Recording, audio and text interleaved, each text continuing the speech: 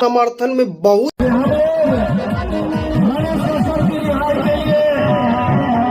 दोस्तों मनीष कश्यप के समर्थन में बहुत सारे लोग आगे आ रहे हैं। आज पूर्ण बिहार बंद का ऐलान किया गया है।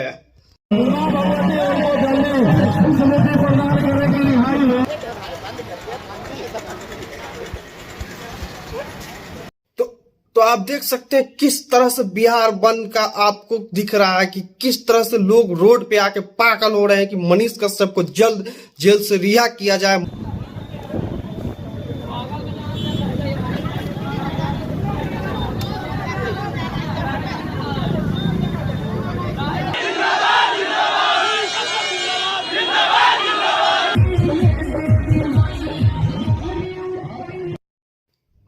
तो आज 10 जिला का चक्का जाम कर दिया गया है, जैसे बेगूसराय, समस्तीपुर, मुजफ्फरपुर, दरभंगा, सीतामढ़ी, पटना, बहुत सारा जिला आज पूर्ण रूप से बंद कर दिया। आज सभी जिला के लोग आज रोड पे उतर आए हैं कि मनीष कश्यप को जल्द जेल से रिहा किया जाए।